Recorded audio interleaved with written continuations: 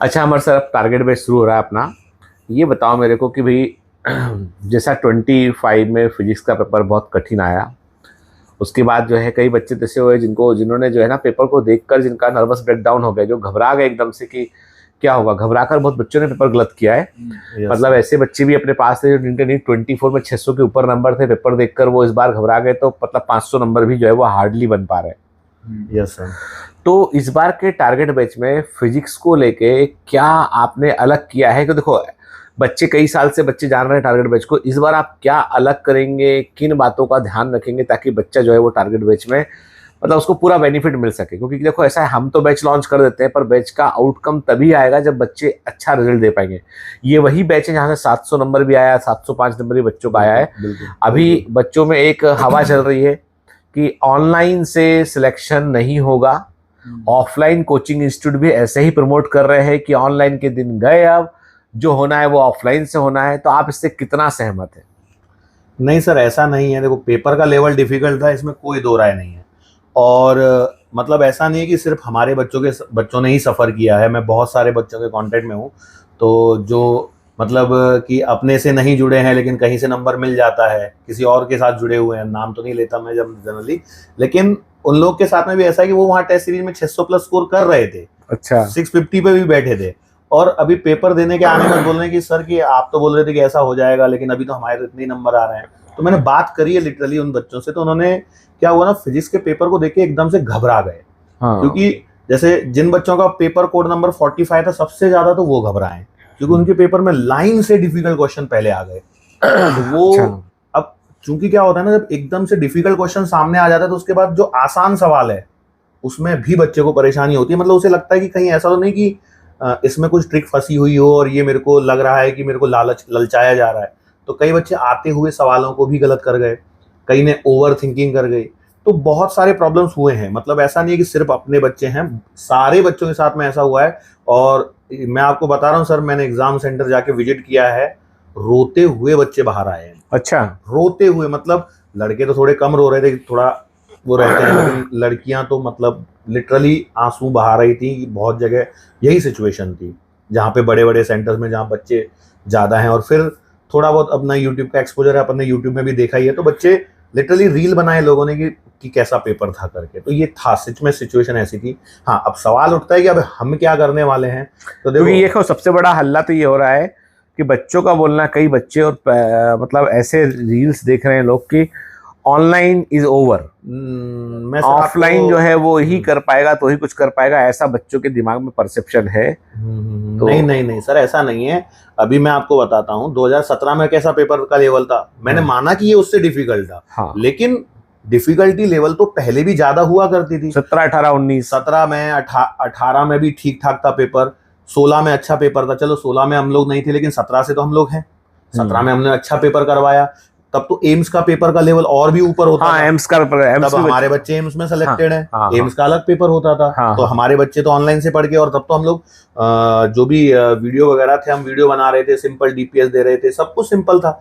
लेकिन हम उस समय लेवल ऑफ टीचिंग थी वो डेप्थ में वाली थी, और बच्चों का लेवल अब भी आप उस समय घुस वैसा के था। डेथ में पढ़ाएगा। हाँ, अभी क्या मतलब हुआ कि कॉन्सेप्ट पे फोकस ज्यादा होता था। हाँ 2 1 और साल में बच्चों ने भी कि सर नहीं आता सर क्यों पढ़ा रहे हो, नहीं आता सर क्यों पढ़ा रहे हो, वो बच्चे ही गाना गाने लगे। बच्चों के एक्चुअली क्या, बच्चों ने जो ये गाना चालू किया ना, उसके बाद से, और एक जो क्या बोलते हैं ना, कुकुर मुत्ते की तरह जो टीचर उगाए एकदम से। मशरूमिंग हो गया टीचर्स हाँ का। हाँ, दीदी वो भैया, हर है कोई हर ना, कोई हर दोस्त कोई वो डांसर। हर कोई, मतलब हर किसी को लगने लगा कि अरे क्या है, ये तो मैं भी पढ़ा दूं, अरे ये तो मैं भी पढ़ा दूं। अब हाँ आया पेपर, अब पढ़ा दो, अब पढ़ा दो। अब पढ़ा दो।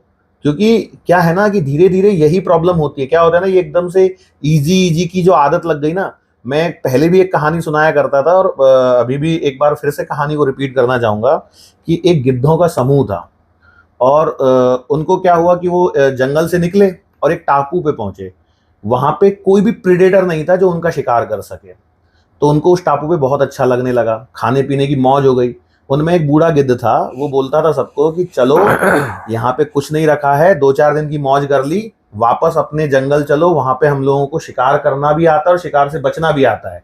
लेकिन नौजवान लोग मानते कहाँ हैं, वो तो बोलते हैं तुम सटिया गए हो। बूढ़ा गिद्ध अपना वहां से वापस लौटा, अपने जंगल में पहुंच गया। पर उसे भी कुछ दिन बाद सोच उसको याद आई कि यार हमारे साथी जो गए हुए हैं, जो उस टापू पे पहुंचे, उनका क्या हाल है। जब बूढ़ा गिद्ध वापस लौट के आया तो देखा कि लगभग सब गिद्ध मर चुके थे, बहुत ज्यादा जख्मी हालत में थे। उसने एक को पूछा, भैया क्या हुआ? तो बोले कि आप सही कह रहे थे, अब हमको यहाँ पे बहुत आसान शिकार मिलने लग गया तो हमने उड़ना छोड़ दिया। हमने बिल्कुल आसानी से, हमारा कोई शिकार करता नहीं था, हम ही सबसे बड़े प्रेडेटर थे। एक दिन को शिकारियों का समूह आया और उन्होंने यहाँ पे चीते छोड़ दिए।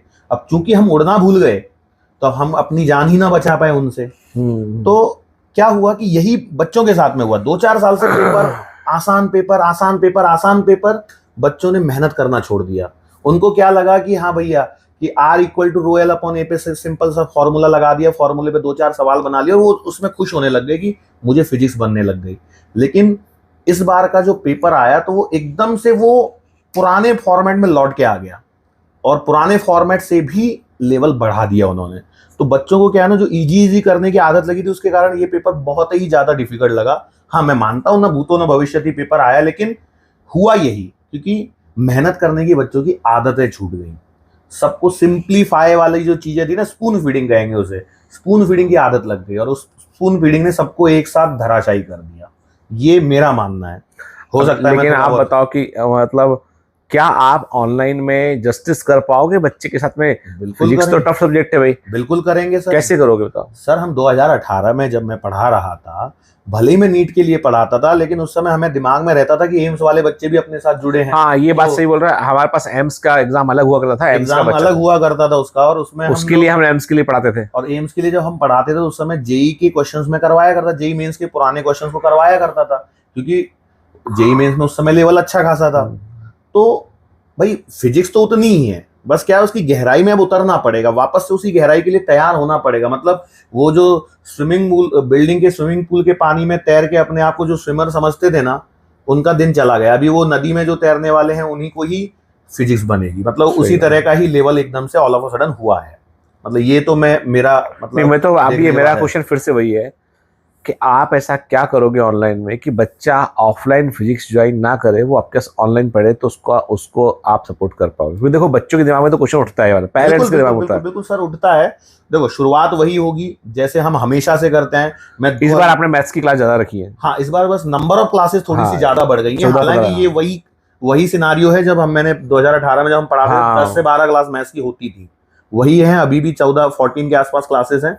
फिर बेसिक मैथमेटिक्स को एक बार कवर करने के बाद में फिर जो हम फिजिक्स में एंट्री लेंगे तो ध्यान ये रखेंगे कि सिंपल सिर्फ फॉर्मूला बेस अप्रोच पे नहीं रुकना है। अब बच्चों गहराई में कॉन्सेप्ट में उतरेंगे, अच्छे लेवल के क्वेश्चंस की प्रैक्टिस कराएंगे। देखो हम लोग तो क्या सिस्टम बना के देंगे, बिल्कुल अच्छा देंगे, और उसके साथ में हम लोग कोशिश करेंगे कि हर चैप्टर के कंप्लीशन के बाद एक एक्स्ट्रा स्ट्रोक लेक्चर बनाया जाए। और उस एक्स्ट्रा स्ट्रोक लेक्चर की ड्यूरेशन या उसके बारे में मैं अभी नहीं बोल सकता हूँ, क्योंकि क्या होता है वो डिपेंड करता है उस समय जब हम करने बैठते हैं तो कई बार चीजें बदल जाती हैं, बड़ा भी जाता है। हाँ, तो वो एक लेक्चर बनाऊंगा जिसमें हायर लेवल के कॉन्सेप्ट, हायर लेवल के क्वेश्चंस को डील कराया जाएगा। मतलब ये मेरी प्रिपरेशन की तैयारी चल रही है, जो मैं अभी प्लान कई बच्चों का बोला है सर, क्या जो क्वेश्चंस दोगे आप वो थोड़े डेप्थ में क्वेश्चन दोगे आप? बिल्कुल गहराई में उतारेंगे ना केवल, क्योंकि बच्चे बोल रहे थे कि हमारे टेस्ट में 600 के ऊपर नंबर आया करते थे, पर मेन एग्जाम में 450 500 नंबर आए। तो एक्चुअली क्या था, बायोमेट्रिक जितने टेस्ट थे ना वो पिछले 4-5 साल के पेपर के अकॉर्डिंग पेपर थे। बिल्कुल, और बहुत कठिन क्वेश्चन देने पे बच्चे खुद ही तो रो रहे थे कि सर इतने आप डिफिकल्ट लेवल के क्वेश्चन दे रहे हो। मैं तो क्लास में कितनी बार बोलता था कि भैया तुम पेपर मैं नहीं बनाने वाला, मुझे नहीं मालूम कौन पेपर में क्या डालेगा, डाल दिया तो तुम क्या कर लोगे? मना करोगे उसे? नहीं मना कर सकते ना, वो तो डल गए, अब क्या कर लोगे? अब करेंगे फिर से तैयारी वही जो। अब क्या हुआ ना, इन सब चीजों से बच्चों का भी नुकसान हुआ है। मुझे तो लगता है इसको देख के ना कहीं कि कट ऑफ और पुराने वाली जो कट ऑफ थी ना वो आ रही है वापस लौट के 17-18 वाली। 4-5 साल तो सर ये सेम ट्रेंड चलेगा। 4-5 साल तो मिनिमम रहेगा। और हो सकता है कि अगली बार वो सरप्राइज के तौर पे केमिस्ट्री को भी बना देगी, लो भाई अब 2-2 सब्जेक्ट की तैयारी झेलो तुम लोग, कि कैसे। अभी तक तो सिर्फ मतलब आपका कहना है मतलब है कि कोई बच्चा सिर्फ ऑनलाइन फिजिक्स में पढ़ता है तो कर पाएगा, वो बिल्कुल होगा, क्वेश्चन प्रैक्टिस कर पाएगा। बच्चे को 2 चीजों का ध्यान रखना पड़ेगा। मेन है लेक्चर को स्किप नहीं करना है, अपने आप को ज्ञानी बाबा नहीं समझना है। हाँ, वो 2x 4x स्पीड हाँ, एक्शन नहीं देखना है। हाँ, मेरी स्पीड कम है, मैं मानता हूँ, ठीक है कि तुम मेरे लेक्चर, मतलब मैं तो पहले से भी देखता हूँ कि मेरी पढ़ाने की थोड़ी स्पीड कम रहती है, तो बच्चे कई बार मेरा लेक्चर थोड़ा स्पीड में बढ़ा के देखते हैं, चलो ठीक है, वो मैंने एक्सेप्ट कर लिया, पर स्किप ना करें। कॉन्सेप्ट बता रहे हैं, ज्ञान ले लें हमसे, सुन लें उसको अपना रिवाइज करें, और उसके बाद डीपीएस की प्रैक्टिस जरूर करें, जो भी डीपीएस में क्वेश्चन आ रहे हैं। 2 मुद्दे ये हो गए जो रोज के लिए हैं। तीसरा, जो भी वीकली टेस्ट होंगे उसको सीरियसली अटेंड करें।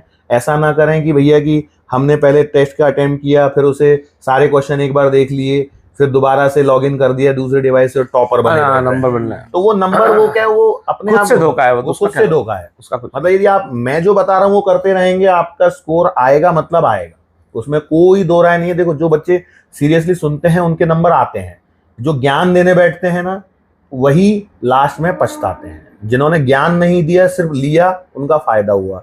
जिन्होंने ज्ञान दिया वो कहीं के नहीं रहे, और ये हकीकत है। मतलब ये मेरा अनुभव है। सिलेबस सेम है, सब सेम है, बाकी सिर्फ सिर्फ कुछ डेप्थ का अंतर है सिर्फ ना, गहराई कहाँ तक उतारनी है।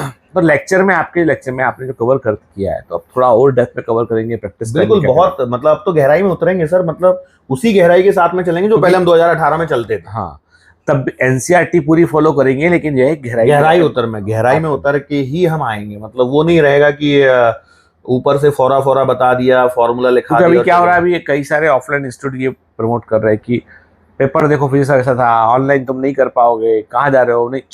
तो मेरा विचार है, मेरे ख्याल से हुआ ये है कि ये सब जो वो बनाया जा रहा है, ये क्या बोलते हैं, एक परसेप्शन बनाया जा रहा है ऑफलाइन इंस्टीट्यूट्स के द्वारा कि ऑनलाइन से नहीं हो सकता। नहीं, ऑफलाइन तो हम लोग भी बैच बनाते हैं। कारण ये है कि ऑनलाइन को जो रिप्रेजेंट करते हैं मेजर लोग, वो उस लेवल, बायोमेंटर्स इज डिफरेंट।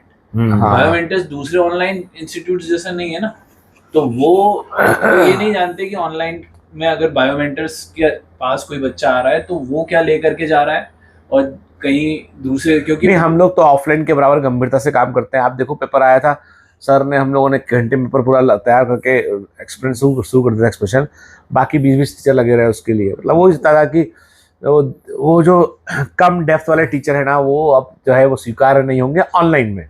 हाँ, वो एक्चुअली ऑनलाइन का नाम खराब होने का बड़ा कारण है कि जो कम डेप्थ के टीचर थे ना, वो भी ऑनलाइन में आ गए। एक्चुअली क्या है ना कि कहीं ना कहीं है ना, टीचिंग जो थी ना वो हट के एक्टिंग पे बदल गई। हाँ, मतलब जो थी ना कि जो हम टीचिंग किया करते थे, जो हम सोच के करते थे, अब जैसे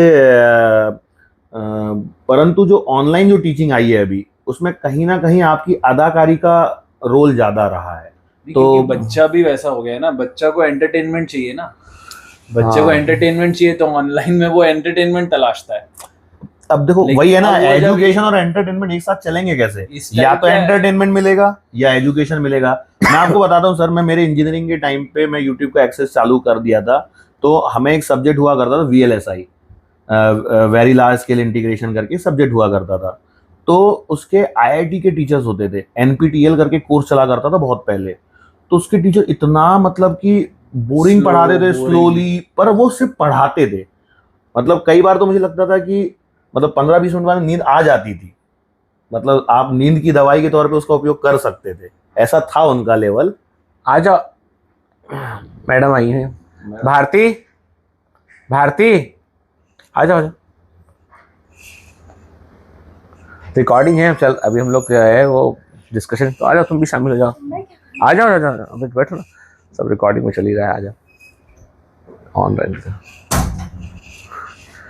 तो हम लोग वही बात कर रहे थे कि बच्चे ऑनलाइन जो है वो कर पाएंगे नीट का तैयारी या नहीं कर पाएंगे। मैं वही बोल रहा था, इतना बोरिंग पढ़ाते थे, पर वो सिर्फ पढ़ाते थे, एंटरटेनमेंट नहीं करते थे। अभी क्या हो गया ना, टीचर एकदम लटके झटके और पता नहीं क्या क्या, मतलब क्या बोलूं मैं। तो आप सीखे क्यों नहीं? वो एक सौमित्र सर थे ना, जिनसे हम पढ़ते थे यूपीएससी, वो भी कितना बोरिंग पढ़ाते थे। तो जो बोरिंग पढ़ाते थे वही तो होता है ना, एकदम अच्छा पढ़ाते थे वो। जिन्होंने पढ़ाया है वो। एक टीचर हुआ करते थे ज्योग्राफी के, है ना, ये नहीं, ज्योग्राफी नहीं, जीएस भी पढ़ाते थे। जीएस, हाँ, ज्योग्राफी, जीएस भी और ज्योग्राफी भी। तो यूपीएससी के लिए पढ़ाते थे सौमित्र सर, है ना। तो ये पढ़ने जाती थी, पहले एक स्टूडेंट थी, है ना, तो फिर पीछे पीछे हमने कहा कि दूसरा स्टूडेंट में बन गया। मैंने कहा सिलेक्शन हो ना हो। सर टीचर नहीं थे वो, तो मतलब पढ़ के आए थे दिल्ली से वही और होता है। बैंक पीओ के लिए तैयारी कर रहे थे, पर यूपीएससी के लिए वो पूरा पढ़ चुके थे, पर शायद उनका किसी वजह से वो हो सिलेक्शन जाता नहीं है हुआ कई बार। था। तो मुझे पढ़ाते थे, बस वो कुछ नहीं करते थे, यूपीएससी का सिलेबस पकड़ते थे, वो जो अखबार में आता है पहला टॉपिक, उसको उन्होंने मुझे सिखाया कि इसको मेंस को प्रिपेयर कैसे करना। वो जो टॉपिक होता है ना, एक एक टॉपिक को लेके एडिटोरियल वाले जो नहीं, वो जो हम लोगों का सिलेबस आता है, अच्छा अखबार में छप के आता है सिलेबस कि क्या क्या क्या क्या क्या क्या पूछेंगे वो, उसमें से वो एक एक एक एक एक एक टॉपिक को पकड़ के बस उस पे लिखवाते थे। हाँ, सिलेबस तो बहुत बड़ा होता बस है, तो उसको- हमको पहले बार में ही समझ में आ गया कि हमारे उसको बस की नहीं है। लिखवाते थे वो कि इसको पढ़ लीजिए, ऐसे कर लीजिए, ऐसे लिख लीजिए। वहां से तो मुझे समझ में आया कि इसकी प्रिपरेशन कैसे करनी है, जबकि मैं सेकंड टाइम मेंस लिख रही थी। तो पर वो चूंकि वो तो टीचर नहीं थे, तो वो तो बस ऐसे ही जैसे मुंह से बताते वैसे Actually, बताते थे। पता नहीं, कई बार वो लोग कहते हाँ। भी है ना कि जो मतलब कई बार कुछ लोग टीचर नहीं होते, लेकिन वो उनके स्टूडेंट उन्हें अच्छे मिल जाते हैं, और वो हाँ। स्टूडेंट इतना अच्छा परफॉर्म कर जाते हैं कि टीचर का नाम अपने आप हो जाता है। पर हम तो रेगुलर कोचिंग से भी यहाँ भोपाल में पढ़ाई की थी मैंने, रेगुलर कोचिंग से, जहाँ पे सर पढ़ाते हैं एकदम नोन, अब बच्चा बैठा हुआ है यहाँ से लेके पीछे तक 200-400 बच्चा बैठा हुआ है, पर वो भी उतना प्रिसाइज नहीं पढ़ाते थे। मतलब what is going to come in the exam, syllabus को कैसे बाइफरकेट करना है, उसको लिखना कैसे है, उसका पैराग्राफ्स कैसे रहेंगे, वो सौमित्र सर बताते थे, पर उनके स्टूडेंट 2 ही थे। एक्चुअली एक ही स्टूडेंट था, दूसरा स्टूडेंट के साथ में था अटैचमेंट। तो हमेशा याद रखो, अटैचमेंट का सिलेक्शन नहीं होता है, मेन स्टूडेंट का ही होता है। मेन स्टूडेंट मेहनत करने के लिए जाता है, और दूसरा- अटैचमेंट सपोर्ट के लिए जाता है कि मेन स्टूडेंट भटक ना जाए। नहीं नहीं, ऐसा तो नहीं है, लेकिन वो पढ़ा। अब ये क्या है फिर, मेरे को लगता था यार कि कितना बोर पढ़ाते हैं यार ये ना, ये बस आते और आके शुरू आते बोलना, आगे पीछे कुछ बात ही नहीं करते हैं ना। जबकि एक सर से पढ़ते थे, वो सर है ना क्लास में आएंगे और आके बोलेंगे अपना आके कि ऐसा है ये है वो, तो आगे पीछे की कहानी सुनाएंगे, तो अपना मजा उसी में आती थी ना। उसी में आता है। एक्चुअली में ये है कि ये लेकिन मैं सीखी सौमित्र सर से, मतलब जो वही मुझे होता समझ आया ना कि कैसे इसको ऑपरेट कैसे करना है, वो मुझे सौमित्र सर से समझ में आया। वो तो क्योंकि होता है, कई लोगों में होता है कि अच्छा, कई लोग हैं उसके साथ में एक और चीज होती है, कई टीचर्स ऐसे भी होते हैं, वो कैसा भी पढ़ाते हो, एवरेज पढ़ाते हो, कुछ भी पढ़ाते हो, लेकिन उनकी मतलब जुबान पे सरस्वती होती है, वो बोल देना कि ये क्वेश्चन आएगा, वो आ ही जाते हैं। मतलब ऐसे मैं हाँ। कैसे ऐसा वैसा पढ़ाता हूँ, मतलब नहीं ऐसे कैसे आगे बात अलग। सर क्या बोले, पहली बार भी सुनो। नहीं, मैंने बोला कई लोगों के साथ में ऐसा होता है कि वो जो बोलते हैं, देखो, एक तो अनुभव से आता ही है, एक तो अनुभव से आता ही है, वो अच्छा भी पढ़ाते हैं, सब कुछ कर रहे होते हैं, लेकिन वो पढ़ाने के बाद में जिस क्वेश्चन पे हाथ रखते हैं वो गायब हो जाते हैं। कईयों के साथ में ऐसा होता है जिस पे हाथ रखते हैं वो आ जाते हैं, लेकिन कुछ जैसे होता है, देखो, हर जगह अलग अलग चीजें वो होती हैं, एक अनुभव है, कोइंसिडेंस भी है, वो चीज़ों का। कोइंसिडेंस भी होता है। लेकिन मेरा मानना ये है कि ऑनलाइन में बच्चा जो है अभी भी, ऐसा नहीं है कि जो बच्चा ऑफलाइन कोचिंग अफोर्ड नहीं कर सकता तो वो ऑनलाइन में कर नहीं पाया, हिम्मत करेगा, छोड़ दे। बिल्कुल करेगा। क्योंकि क्या हो रहा है कि सबसे बड़ी चीज है कि बच्चे को मैथ्स नहीं बन रहा है, और मैथ्स नहीं बन रहा है इसलिए फिजिक्स और फिजिकल केमिस्ट्री नहीं बन रहा है। इनफैक्ट ऑर्गेनिक वगैरह में कई जगह पे कॉन्सेप्ट तो लगते ही हैं उस तरह की, जहाँ पे कैलकुलेशंस दिमाग में रखने पड़ते हैं। आप बताइए, एक बड़ा सिंपल सा क्वेश्चन आया था जो बायोलॉजी में, जिसका answer 2 to the power n था, बच्चे मतलब वो कैलकुलेट नहीं कर पाए, कई बच्चे गलत करके आए, ठीक है ना। मतलब एक चीज है वो, एक 10 मिनट के बाद 2 आती है, अगले 10 मिनट बाद 4 आती है, अगले बाद 8 आती है, 16 आती है। अब उसका सिंपल से वो 2 to the power n से मल्टीप्लाई हो रही ये है। आपके वहाँ पे भी है केमिकल काइनेटिक्स में, केमिकल काइनेटिक्स में हमारे यहाँ से तो हटा दिया अभी सिलेबस में से। तो कहने का मतलब है कि जैसे हम लोग जब पढ़ते थे ना, तो हम लोग पास्कल ट्राइंगल से लेके चाई स्क्वायर टेस्ट सब पढ़ते थे जेनेटिक्स में हम लोग। अभी तो आप नाम ले दो तो बच्चा बोलेगा ये तो एनसीईआरटी में है ही नहीं है, कहाँ से पढ़ा रहे हो आप, क्यों पढ़ा रहे हो। तो वो क्यों है ना, मेरा बेटा भी तैयारी कर रहा था, वो भी बहुत सारे क्यों करता था। जब पेपर 25 का पकड़ा है उसका, उसने क्यों करना बंद कर दिया उसने, है ना। बोला क्यों नहीं करूंगा अब मैं, आप जो बोलोगे वो करूंगा मैं, है ना। एक्चुअली वही सिनारियो है ना कि लग गई ना आदत, हाँ, कि बच्चों के दिमाग में भी अब क्या है ना, देखो बहुत सारे जो कल फेमस उसने कल चिन्मय सर से वीडियो कॉल पे बात भी की है, नीमोनेरा। कुछ बहुत सारे फेमस यूट्यूबर्स ने एक ये फैला दिया भ्रम कि तुम्हारा पेपर में एनसीईआरटी की लिखी हुई लाइन के बाहर कुछ नहीं आएगा। लेकिन उनको ये कौन समझाए कि एनसीईआरटी का जो लैंग्वेज है मुझे लगता है किसी यूपीएससी के रिटायर्ड आदमी ने ही बैठ के लिखी है उस लाइन को। उस लाइन को समझने में टाइम लगता है। एक्चुअली क्या है वो एनसीईआरटी Language। आपको देखो कि पहले के समय में आपको ध्यान होगा हिंदी पढ़ते थे ना लोग, तो हिंदी में हम लोग क्या करते थे कि वो एक 2 लाइन का कबीरदास जी का दोहा लिखा हुआ है, हाँ। रहीम जी का दोहा लगा है, एक आध दोहा बता दो। रहीमन धागा प्रेम का मत कोई भी तोड़ो दोहा चिटका है, मेरे को तो याद आ फिर रहा ना है। मिले मिलेगा। हाँ, सर बुला रहे हैं कबीरदास जी का। हाँ, कबीरदास जी का कबीरदास जी का दोहा एकदम से याद ही नहीं आ रहा। पोथी पढ़ पढ़ जगमुआ, पंडित भया न कोई, ढाई अक्षर प्रेम का पढ़े सो पंडित होए। ये तुमने बोला है, ये प्रेम ही करेंगे, सिर्फ पढ़ेंगे नहीं। ये जो बच्चे हैं ना, ये मैसेज को गलत है बोलेंगे, सर देखो सर बेटे मैडम की वजह अब सर ने 2.5 आकर ही पढ़ा, मतलब वो मैसेज को गलत कर लेंगे। कहने का मतलब वो 2 लाइन का मतलब हुआ करता था, तो वो समझ लो आपके एनसीईआरटी को लाइनें रटना नहीं। बायोलॉजी में भी यही चीज है। अभी पेपर उन्होंने बढ़िया कॉन्सेप्चुअल बना के दिया है कि अंडरस्टैंडिंग कि आपको आदि समझ में आएगा तो पेपर बनेगा, ठीक है। तो सेम चीज, तो ऐसे ही जो है वो अब सर केमिस्ट्री का यदि मैं आपसे पूछूं इसके लिए तो माइक्रोफोन सर को, तो केमिस्ट्री का यदि मैं पूछूं आपसे, तो केमिस्ट्री में जो है आप बताइए फिजिकल केमिस्ट्री और इनऑर्गेनिक और ऑर्गेनिक केमिस्ट्री तीनों में से 25 में सबसे टफ कौन सा पोर्शन था? सर टफ तो एज सच ऑर्गेनिक में जो ऐसी चीजें आ गई थी जो पिछले 15 साल से नहीं आई। अच्छा, मतलब आइसोमेरिज्म से रिलेटेड डायरेक्ट क्वेश्चन अभी तक नहीं आया था। आपने पढ़ाया था क्लास में? हाँ बिल्कुल पढ़ाया था। अच्छा ठीक है, बिल्कुल, वो तो नॉर्म्स है, वो तो पढ़ाना ही रहता है वो तो। लेकिन जो पहले आइसोमेरिज्म में क्या होता है कि जनरली एनसीईआरटी के हिसाब से देखें तो स्ट्रक्चरल आइसोमेरिज्म, मतलब उसमें 2 हिस्से होते हैं, स्ट्रक्चरल आइसोमेरिज्म और स्टीरियो आइसोमेरिज्म। तो स्ट्रक्चरल आइसोमेरिज्म ही वहां पर जनरली पूछते थे, लेकिन इस बार उन्होंने क्वेश्चन में ब्रैकेट में लिख दिया विथ स्टीरियो आइसोमेरिज्म। तो वहां पर बच्चों का खेल हो गया, क्योंकि उसमें बहुत सारी दूसरी चीजें देखनी होती है अलॉन्ग विद स्ट्रक्चर, उसके साथ साथ उसको स्टीरियो भी देखना है कि किस में आ रहा है कायरल सेंटर, किस में आ रहा है ऑप्टिकल वाला ना, ऑप्टिकल एक्टिविटी, तो ऑप्टिकल एक्टिविटी वो सब हो जाता है वहाँ पे। उसमें ज्योमेट्रिकल आइसोमेरिज्म भी आता है, सब आ जाता है। तो ये इस तरीके का 2 क्वेश्चन आ गए। अच्छा, तो आपका पूरा पेपर जो है उसमें यदि मैं बोलूँ आपसे डायरेक्ट क्वेश्चन और कॉन्सेप्चुअल क्वेश्चन का रेशियो क्या था? डायरेक्ट क्वेश्चन से सर डायरेक्ट से कॉन्सेप्चुअल में सर अगर देखा जाए तो direct question 60 to 65% direct question. अच्छा, और 30-35। तो अभी मतलब आपके हिसाब से तो केमिस्ट्री में कोई इशू नहीं बच्चों को ऑनलाइन पढ़ने में, ठीक है ना? और इस बार एक चीज और करी थी उन्होंने, जैसे एक क्वेश्चन था स्ट्रक्चर ऑफ एटम का, वो बहुत इजी क्वेश्चन था, लेकिन वो पूछा ऐसे इस तरीके से गया था कि उसको देखकर ही घबरा जाए इंसान, क्योंकि उसमें 2 चीजें निकालनी थी, एक एनर्जी निकालनी थी, एक रेडियस निकालना था। लेकिन कायदे से देखा जाए तो ऑप्शन के हिसाब से केवल एक एनर्जी भी निकालोगे ना, एक एनर्जी आंसर आ जाएगा।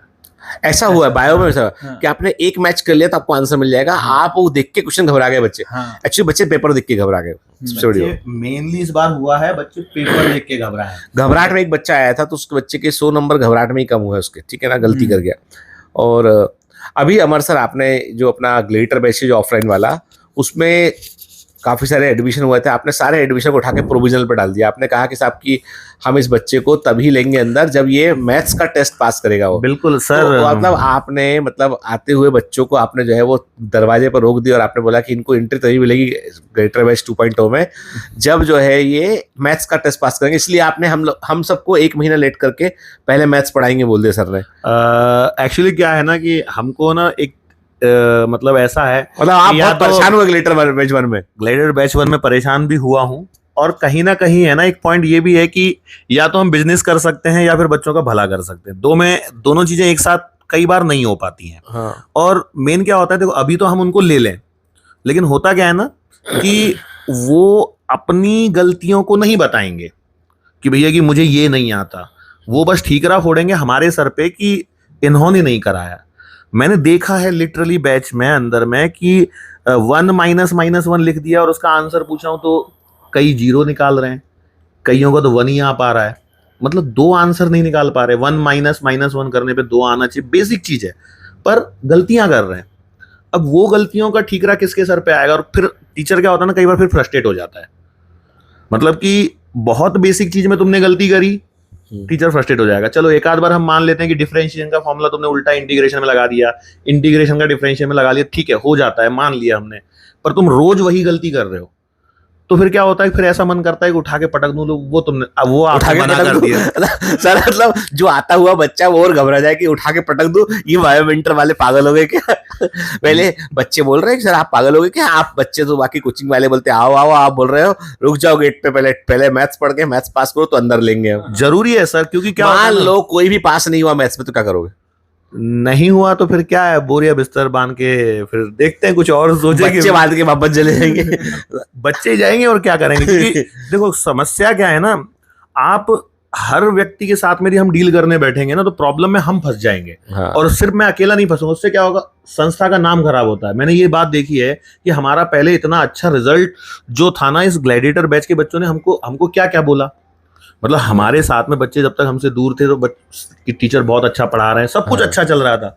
अब ऑल ऑफ अ सडन जो टीचर ऑनलाइन में अच्छा पढ़ा रहा है वो ऑफलाइन में आके भूल थोड़ी जाएगा, ऐसा थोड़ी एक्चुअली है। क्या हुआ कि पहले वो ऑनलाइन में से दूर से थे, अपने हाँ। कंफर्ट से कर रहे थे।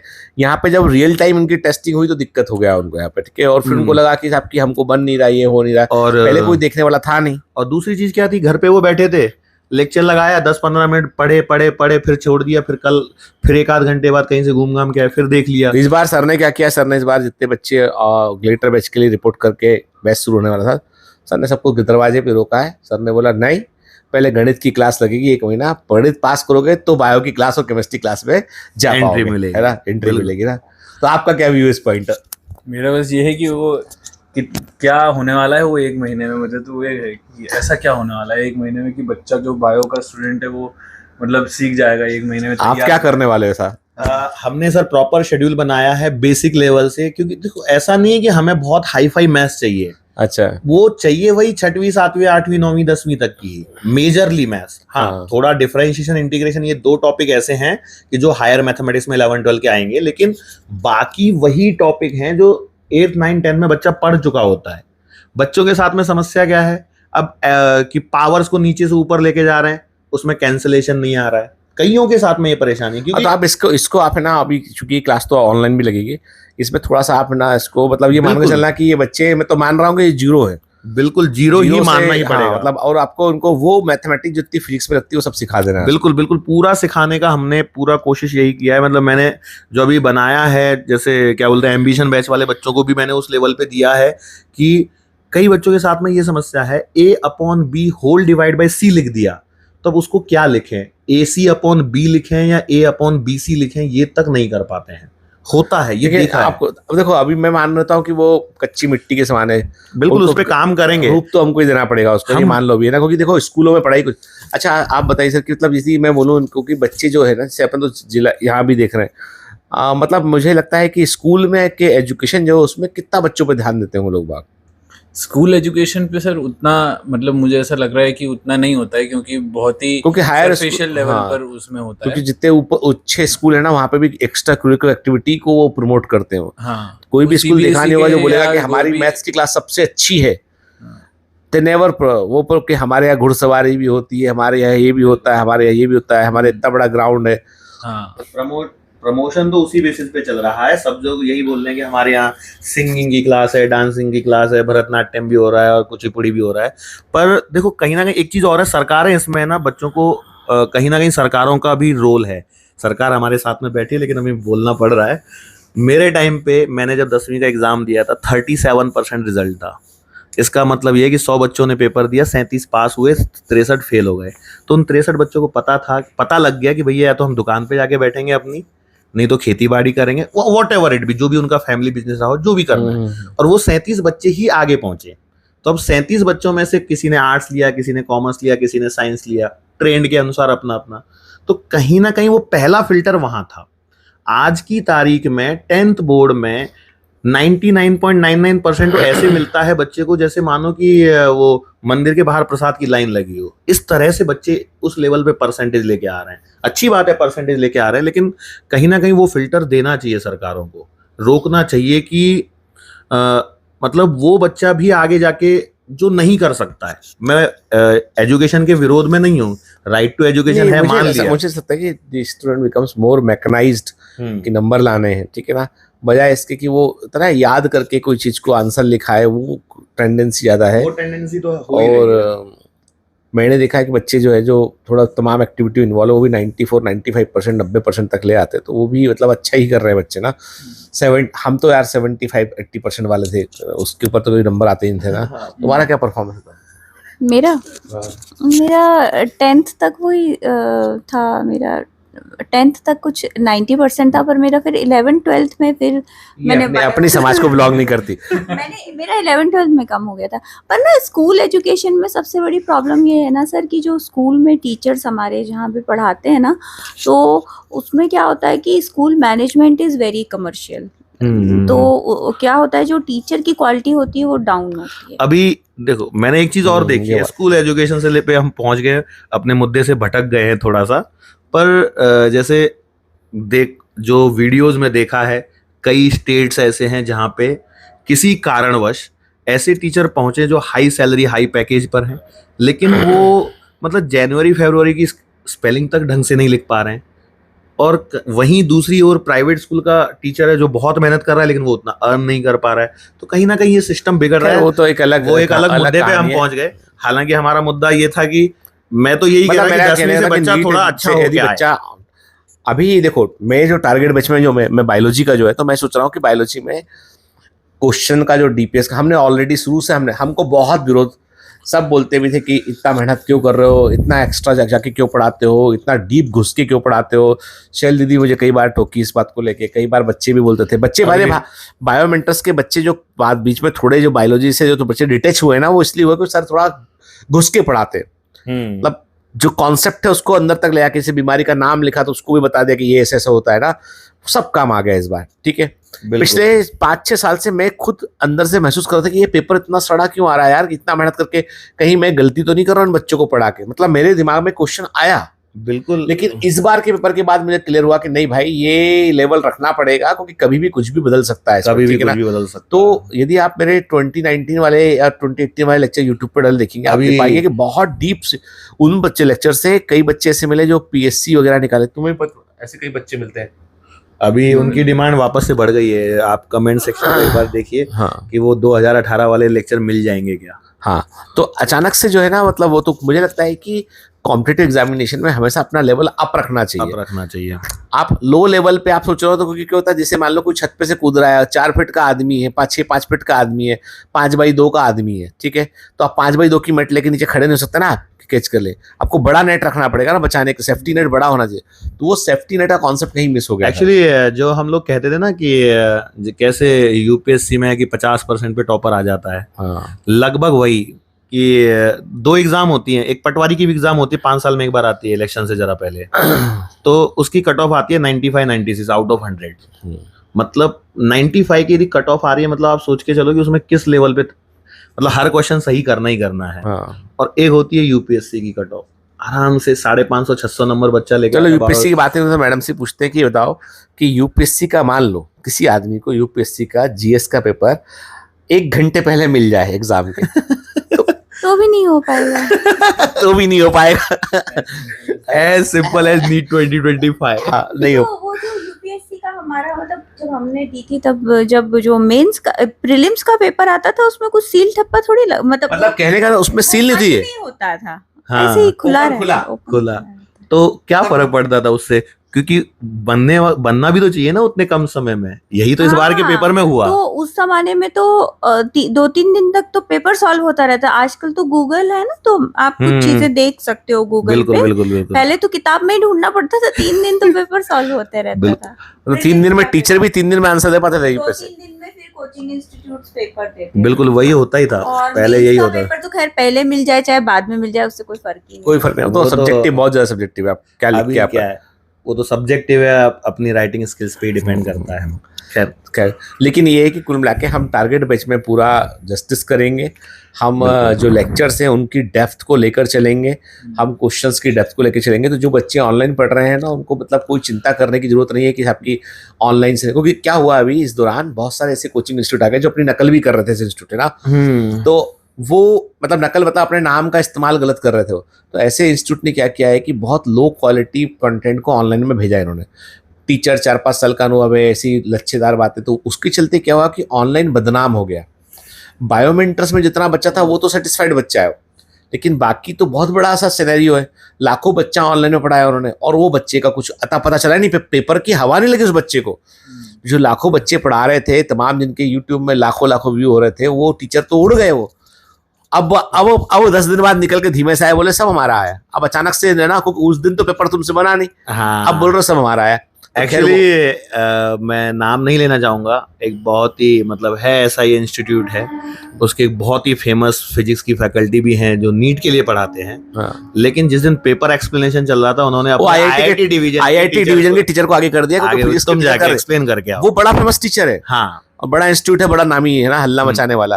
तो उसका टीचर फिजिक्स का पीछे छिप गया जाके, आईआईटी वाले टीचर को आगे कर दिया, तुम फिजिक्स एक्सप्लेन कर दो भाई, है ना। कारण ये कि उसको खुद को पेपर झप नहीं रहा था, समझ नहीं आ रहा था क्या है। तो एक्चुअली में ऐसा हुआ है, ऐसा एक्चुअली में हुआ है। तो मुझे लगता है कि बायोमेंटर्स का जो लेवल था वो उसका दिन वापस आया एक्चुअली। अब बच्चों को जो है, जो ऑनलाइन का बच्चा अफोर्डेबिलिटी इसकी इशू है, उसको ज्वाइन करने में कोई दिक्कत नहीं, और जिस बच्चे ने ऑफलाइन करना, तो हमारा ऑफलाइन सेंटर भी भोपाल के अंदर, आप बिल्कुल जुड़ सकते हो उसमें। लेकिन हमने इस बार साफ साफ, आज मैंने कई पेरेंट्स को क्या बोला, शिष्य गुरु नहीं चुनेगा, गुरु शिष्य चुनेगा। एक्चुअली यही चाहिए। तुम मुझे सिलेक्ट करके यहाँ आ गए हो, मैं ये आज बोला मैंने कई पेरेंट को, मैंने कहा नहीं, तेरे में होगी ना बारूद होगा तो तेरे को अंदर लूंगा, तेरे में नहीं है तो मैं कुछ नहीं कर पाऊंगा, तू मुझे नहीं चुनेगा, मैं तुझे चुनूंगा। भूल जा तू मुझे चुन पाएगा। ये वही कॉन्सेप्ट है कि पुराने जमाने में जैसे गुरु शिष्य को, हाँ, कि किसको मुझे पढ़ाना है वो गुरु चुनेगा।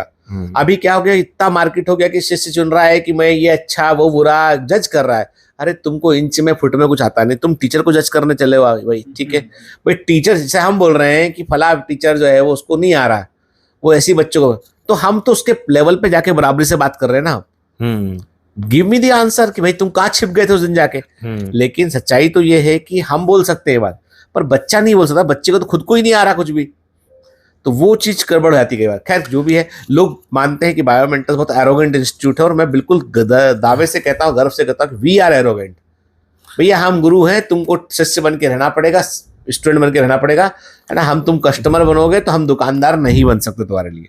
एक्चुअली ये है ना, मतलब ये हम लोगों ने उस ट्रेंड को सेट करने की कोशिश कर रहे हैं, या ये कहिए कि हमने कर ही रखा है एक तरह से कि आपने खरीदी, आपने 100-150 बच्चे गेट पे रोक दिया, आपने कहा कम बात। एक जमाने में कोटा नाम के शहर में एक इंस्टीट्यूट हुआ करता था, जिसके कोचिंग में एडमिशन के लिए अलग से कोचिंग लगती थी। हाँ, सब लोग जानते हैं, ऐसा नहीं, नाम लेने की जरूरत नहीं। बंसल सर को सब लोग जानते हैं। बंसल क्लासेस में एडमिशन मिल जाए, इसके लिए कोचिंग अलग लगती थी। और पेरेंट्स लिटरली महीना भर वहां जाके कोटा में रुकते थे। मतलब हम तो कोटा से पास में रहे थे, 250 किलोमीटर था मेरा घर, वहीं रखते थे।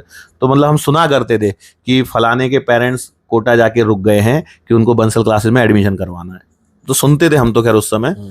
और खैर वो तो अलग बात है। चलिए, लेकिन ये कि बच्चे, कहने का मतलब है कि हम तीनों जो बात कर रहे हैं कि बच्चे एश्योर्ड रहे इस बात को लेकर कि मतलब कि ऑनलाइन में भी ऑफलाइन के समान गंभीरता से पढ़ाई होगी, बहुत डेप्थ में। इस बार टेस्ट का जो लेवल रहेगा ना, अभी चिंता नहीं करना, बिल्कुल टेस्ट का लेवल नीट 2025 के लेवल का रखना पूरे 10 महीने, पूरे साल भर। इस बार टारगेट बैच में मैंने क्रैश कोर्स बच्चों का साथ में इंक्लूड कर दिया, फ्री कर दिया मैंने, अलग से कोई चार्ज नहीं है। नहीं, बिल्कुल। तो जो टारगेट बैच का बच्चा रहेगा, उस बच्चे को हमको एग्जाम तक पढ़ाना है। और दूसरा है कि जितने टेस्ट होंगे सबका लेवल नीट 2025 के पास ही होना चाहिए। पेपर सरल आ गया अच्छी बात है, लेकिन कठिन आया तो बच्चा फोड़ के हमारा आना चाहिए। बिल्कुल। एक्चुअली सर देखो, इन सब बातों में एक ही बात है, हम लोग हमारे साइड पे हम लोग अच्छा पढ़ाएंगे, अच्छी डीपीएस बनाएंगे, अच्छी डीपीएस बच्चे को देंगे, अच्छा टेस्ट पेपर देंगे, सब कुछ हमने अच्छा सिस्टम बना के सब कुछ बच्चे को दे दिया। पर at the end of the day पढ़ना बच्चे को ही है। उसे माननी पड़ेगी हमारी बात को, और उसे उसी को लेकर के चलना पड़ेगा, तो ही उसका सिलेक्शन होगा। नहीं तो फिर तो क्या है। मैं तो बता रहा हूँ कि मैं तो भारती जब जो है वो शादी जस्ट हुई थी, उसके मेंस का एग्जाम होने वाला था, तो मैं 10 बजे से लेके 6 बजे तक कायदा पढ़ाई। तो मैं पूछता था कि तुम सुबह अर्ली मॉर्निंग या लेट नाइट क्यों नहीं पढ़ती हो? तो उसको बोलती थी मेरा ऑफिस यही है। क्या वर्ड तुमने यूज किया था, मुझे क्या बोला था? हाँ। बताओ ना बात, क्या है? हाँ, मेरा ऑफिस यही है। ये उस समय पढ़ रहे थे, उससे बोलते थे कि मेरा ऑफिस तो यही है, मैं 10 से 6 ही का पढ़ाई करूंगी अपना, मेरा मर्जी, मेरा ऑफिस तो यही है। ये वर्ड मुझे बोले थे, याद है तुम्हें? तो हमने भी तो ग्लैडिएटर बैच में इस बार यही किया है। हाँ। क्लासेस का टाइमिंग 2 बजे इसीलिए शिफ्ट किया है हम लोगों ने इस बार अपने ग्लैडिएटर इस बैच बार इवनिंग क्लासेस ले रहे हैं ग्लैडिएटर, ताकि बच्चों को एक हाफ फ्री रहे, उनकी सेल्फ स्टडी। चलिए सर ना, तो ये जहाँ पे हम इस बात को वार्तालाप को विराम देते हैं। कुल मिला के ये कि बच्चा ऑनलाइन में भी पढ़ेगा तो ऑफलाइन इसी क्वालिटी उसको मिलेगी, घबराने की जरूरत नहीं। जो लोग दुष्प्रचार कर रहे हैं वो बेसिकली जो बच्चा 7,000 8,000 रुपये बेचारा दे के पढ़ रहा था, उस बच्चे से लाख रुपए निकालने के लिए दुष्प्रचार कर रहे हैं। तो मैं तो कहता हूँ ऑनलाइन ऑफलाइन दोनों की क्वालिटी अच्छी होती है, जो जहाँ पढ़ लो पूरे डेडिकेशन से वो बेहतर है। ठीक है, बिल्कुल, all the yes. Best, all the best.